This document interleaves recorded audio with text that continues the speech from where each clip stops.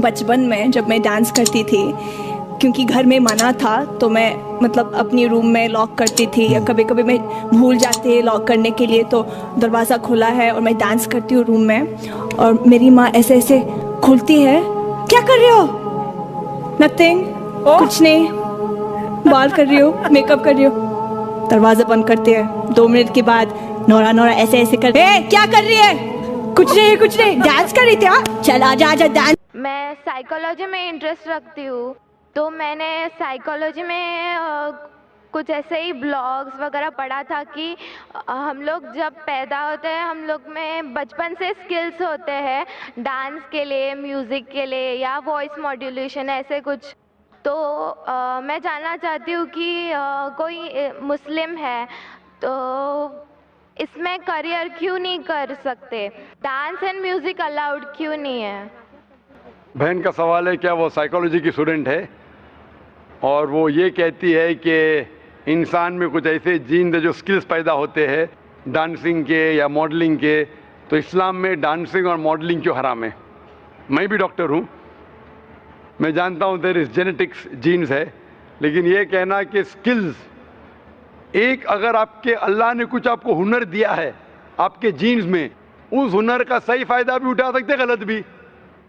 वो हुनर की कई चीज़ें हो सकते, उससे आप एथलीट बन सकते, उससे आप अच्छे काम कर सकते, उससे आप डांसिंग भी कर सकते। तो ये ज़रूरी नहीं कोई स्किल आपके पास है तो उस स्किल का गलत इस्तेमाल करे। कोई बोला कि मुझे भाई अच्छी, मेरे हाथ की सफाई, हाथ में अच्छे से घुमा सकता हूँ तो मैं चोरी करूँगा। वो हाथ की सफाई से आप अच्छे काम भी कर सकते ना, हाथ की सफाई से सर्जरी कर सकते, इंसान की जान बचा सकते, डॉक्टर बन सकते, उसी हाथ की सफाई से चोरी भी कर सकते। तो हाथ की सफाई का हुनर है अगर आपके पास, उसका अच्छा इस्तेमाल करो।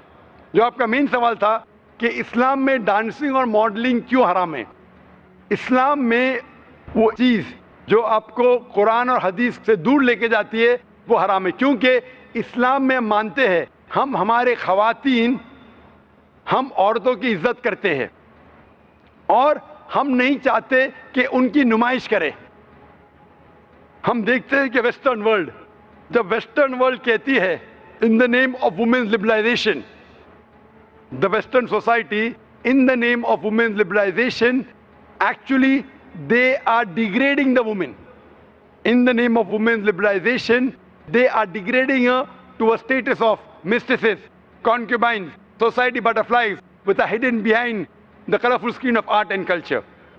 Western society कहती है कि हम ख़वातीन को बढ़ावा देते हैं, उनकी इज्जत करते हैं। वो उसूलन क्या कर रहे, मीडिया के ज़रिए इन the name of art and culture, art और कल्चर के नाम पे वो क्या कर रहे हैं, वो ख़वातीन को जलील कर रहे हैं। मैं आपको मिसाल देता हूं, आप जो कह रहे हैं मॉडलिंग, मॉडलिंग क्यों करते हैं ऐड के लिए?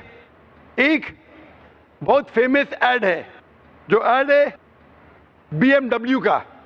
आपने सुना होगा BMW के बारे में, जो गाड़ी है जो नौजवान उसे पसंद करते हैं, वो मर्सिडीज के लेवल की है।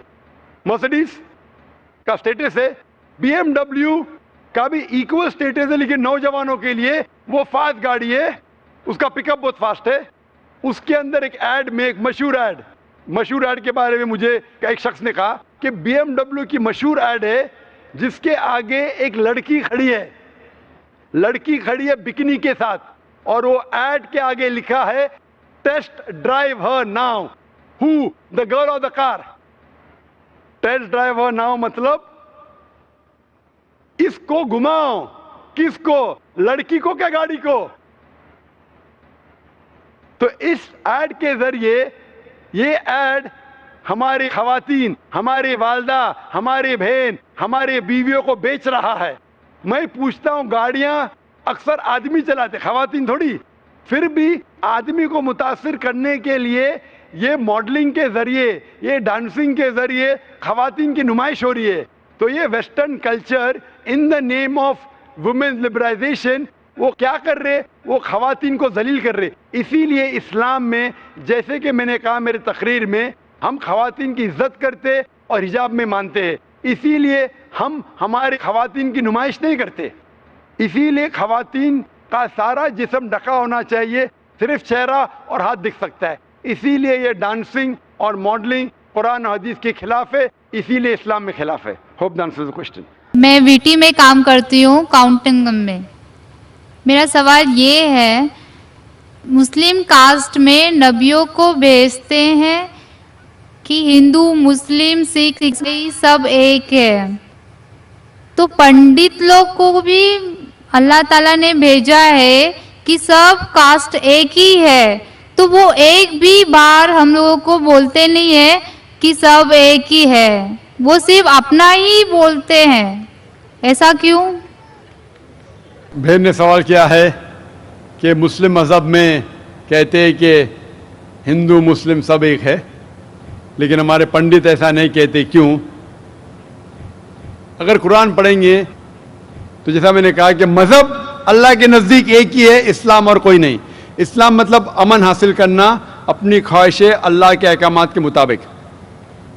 لیکن قرآن مجید میں لکھا ہے سورہ حجرات میں, سورہ نمبر 49 چیپٹر 49 ورس نمبر 13, یا ایھا الناس انا خلقناکم من ذکر و انثی وجعلناکم شعوبا وقبائل لتعارفوا ان اکرمکم عند اللہ اتقاکم ان اللہ علیم خبیر, کہ اے انسانوں ہم نے تمہیں بنایا ہے ایک پیر سے, ایک جوڑے سے, آدمی اور عورت کے جوڑے سے, اور آپ کو تقسیم کیا ہے قبائل میں تاکہ آپ ایک دوسرے کو پہچان سکے, نہ کہ آپ ایک دوسرے سے نفرت کریں. اور سب سے بہترین انسان وہ ہے جو تقوی رکھتا ہے. تو سارے مذہب کے لوگ ایک نہیں ہیں, سارے انسان ایک ہے. ایک انسان دوسرے انسان سے اونچا دولت کی وجہ سے نہیں ہے, جنس کی وجہ سے نہیں ہے, عمر کی وجہ سے نہیں ہے, پیسے کی وجہ سے نہیں ہے, لیکن ہے تقوی کی وجہ سے. تقوی مطلب پائٹی, رائچسنس. جس کو اللہ سبحانہ و تعالی کا زیادہ خوف ہے, جو اللہ سے زیادہ قریب ہے, وہ انسان اونچا انسان ہے. نہیں تو سارے انسان یکساں ہے. جہاں تک کہ آپ نے کہا کہ پنڈت لوگ یہ کیوں نہیں کہتے کہ سارے انسان سیم ہیں, کیونکہ جب آپ ہندو مذہب کی کتاب پڑھیں گے, وید اور باقی کتاب, اس میں لکھا ہے کہ خدا نے اپنے سر سے پیدا کیا برہمن کاسٹ کو, اپنے چھاتی سے پیدا کیا شتریہ کلاس کو. برہمن مطلب لرنڈ کاسٹ, ودوان کلاس. شتریہ مطلب وارڈیئر کاسٹ, سولجرز. اور اپنے تھائی سے, اپنے جانگ سے یا اپنے پیٹ سے پیدا کیا ویشاس, بزنس کلاس. اور اپنے فیٹ سے, پیر سے پیدا کیا شودرا. اور یہ کاسٹ سسٹم جو لکھا ہے آپ دیکھیں گے منوسمرتی میں ہے, وید میں ہے, یہ اس میں مانتا نہیں ہر ہندو. کیوں؟ کیونکہ یہ انسانیت کو تقسیم کرتا ہے. ہمارے اسلام میں سارے انسان, چاہے گورا یا کالا, امیر یا غریب, راجا یا فقیر, اللہ کے نزدیک انسان یکساں ہے. اونچا تب ہوتا ہے جب تقوی زیادہ ہے تو اور اچھا انسان ہے. تو ہم مانتے ہیں کہ پیسے سے یا رنگ سے یا جات پات سے انسان جنت میں نہیں جا سکتا ہے. اس کے بارے میں اور اگر آپ چاہتے ہیں تو آپ میری تقریر سنو, ہندو مذہب اور اسلام میں یکسانیت, اور اس کے بارے میں اور ڈیٹیلز میں کہا regarding caste system. Hope the answer the question sister.